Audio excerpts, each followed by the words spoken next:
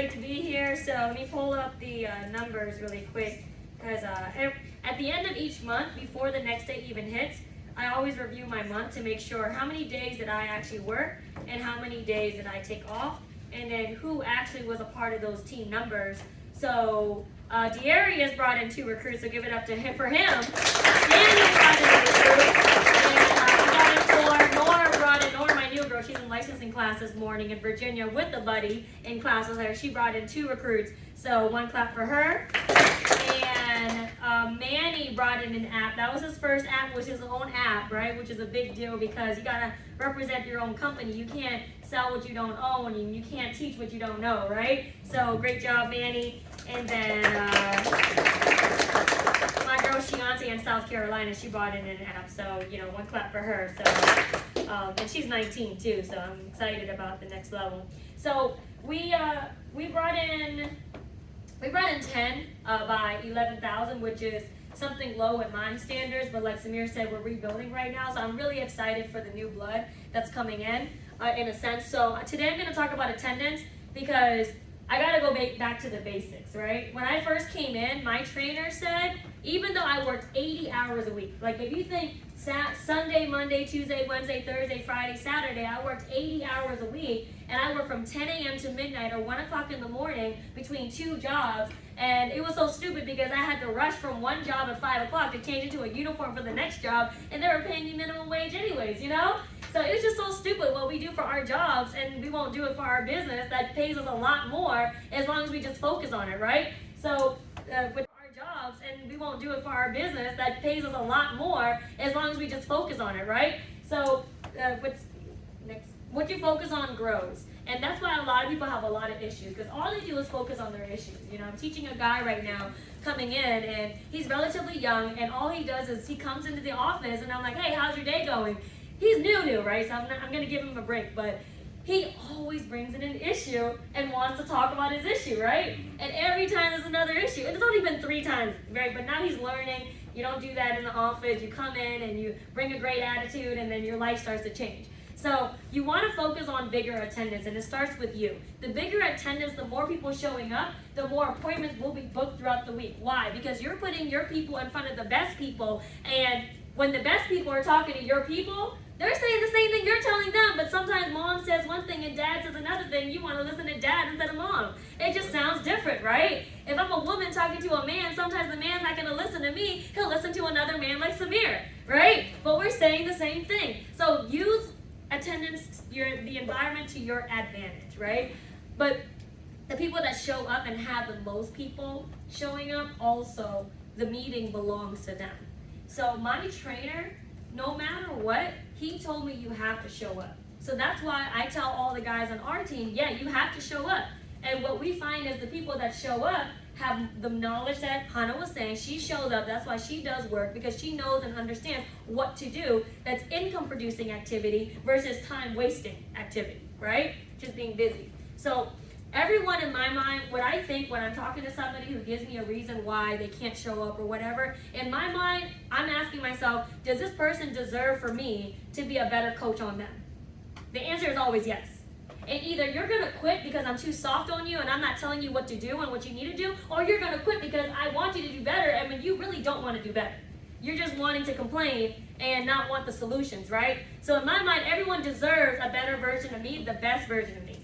So, and that's why you read, right, like Hannah said. But the 10 plus people showing up is what everyone's goal should be in this room if you don't already have 10 people showing up. 10 is where your water starts boiling, so I call it the boiling point. It's where you start seeing momentum because of the 80-20 rule. And 20% of people, they say, do 80% of the work. 80% of people do 20% of the work. So once you hit 10 in attendance, you start to actually see the next rabbit on your team do something, right? And every month that rabbit might change, right? Some people have personal issues going on and they let their issues get in front of their goals, right? And then their goals are not as big as what they thought it would be. But that's why you want to keep putting 10 plus people in the room. It's going to be you only, because you only are 20% of less than 10. Once you hit 10, 20% of 10 is 2 people doing work. Does that make sense? Yeah. So let's talk about the conversations that I have And part of this, a lot of this I actually got from my trainer when I first started years ago. So that's another tip too. What you do with your people, they're gonna do with their people, right? It starts to duplicate down. So you wanna be a example. I always loved it when Samir said you wanna be an example to follow, not a warning to avoid, right? And it takes typically a new person 2 weeks to figure out who they should follow and who they shouldn't. Because wouldn't you guys agree it took you about 2 weeks to figure that out? You come to one Saturday, then you come to another Saturday. Yeah. So, number one, expectations. So, when I do an orientation or a fast start meeting with somebody, the first thing I'm talking about are what I expect for you and what I expect out of me with our relationship. Number one is communication. I'm not going to touch on that today, but number two, coachability. And then third is always show up. Showing up is the lowest level commitment. If you don't show up, there's no way for the coach to invest time in you because it's not fair to those that do show up, right? Now, you don't show, I do cancel your client appointments because you can't be your best for your clients. Now, I do understand emergencies. God forbid you have a funeral, you know that in advance. Or you are in the hospital, don't call me, text me, let me know you're alive. But if your dog eats your homework, you have a fight with your spouse, those are not good reasons to not show to your team meetings, are they?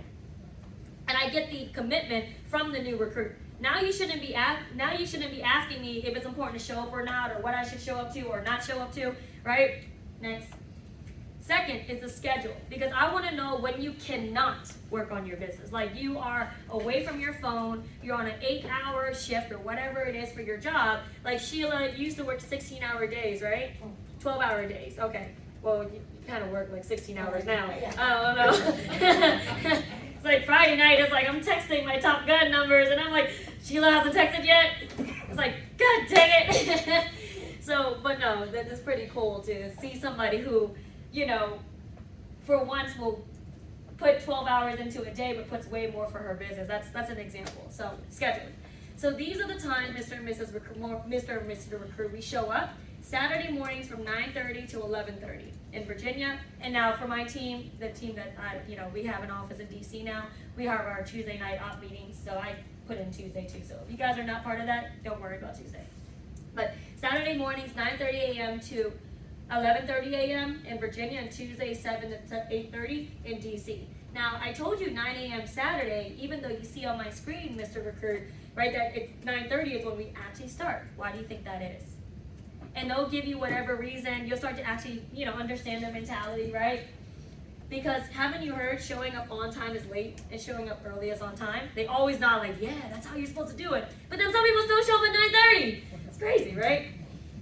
Your job, your number one job for Saturday and Tuesday, Mr. Recruit, is not to just show up, but to bring someone with you. So this is really important, guys. This is what my trainer taught me. And this is the first conversation he had with me, which locked me into building attendance. The most important thing is your first time back and how many people you have with you. The average is 2. Everyone brings 1 back, but the record is 19, which was broken by our team in DC. How many do you think you can bring though? Whatever they say, 2, 4, 5, great. Your business will explode. So I just brought this conversation back, and my girl Nora, who's been in for 2 weeks now, she's at 3 by 2400, but she meets with me all the time in person. Not every day either, right? She's probably put in 4 hours of field training, and she's at 2400. So the rest of the time, she's in licensing class now, but she brought 2 people back her first time back. Second time back, she brought another 2 people. Now she has a guy in licensing class. Her guy has 2 people for this Tuesday pending, and she's got 2 other people pending, right? She's building now, and she's shooting for 10 in attendance. But if we don't put it out there for our new recruits, they don't even know what to do, right? Next. All right, so this is when, what did I do here? I just want to make sure. Okay, yeah, so this is on the page where we talk about building a team and building clients, right, on the Fast Start meeting. So if you haven't done your Fast Start meeting, then you'll get it done, right, but you'll understand when you see it. So on a Fast Start meeting, I talk about how, number one, licensing is going to be up to you, Xander, because you're taking your exam, not me. I took that 12 years ago, right? But I will go over things with you. However, my responsibility is to do 2 things for you. Build you a team and build clients for you. Okay, so this is the building team side. Let's talk about building a team. You have to interview people before you hire them. Now, out of 100 people, they're going to fall into one of these categories. Number 1, earn more money. 2, want a career change. 5, and I'm going fast forward, right? 5, help others. This is a trick question, though. Out of 100 people, how many of the 100 do you think would fall into one of the 5 core categories at least? Right? You got to make sure they say it. Once they get that, 100% will fall into at least one. Right? Everybody is a potential teammate for you. That doesn't mean they don't want to go to your McDonald's because Burger King down the street is better. However, you do not want to try to be a mind reader. You never know who people know. Just because they're not interested does not mean they can't lead you to someone else, right? They always say, yeah. So I'm going to teach you how to work through people, not with people. So these are the best ways to build a team. And if you master these 3 steps, Mr. Recruit, you will not need me anymore. Number 1, bring people to meetings. Why? You deserve to hear from the best person possible about any opportunity, don't you, Mike? Yep. So, in the same sense, you don't deserve to hear from the newest person trying to answer all of your questions. In the same sense, your people deserve to hear from the best person too. So your job is just to bring them to the meeting, and then 2, you'll see me set up and do a follow-up interview. That's FU, that's what FU stands for. Follow-up. Okay. Then 3, I did that for you, Sheila. 3, build a massive inventory of amazing numbers, just like I'm gonna do for you. You won't learn all 3 steps overnight, but if you see it 10 times in a row, you learn it, won't you? So I hit on attendance a lot, so it seeps in their mind.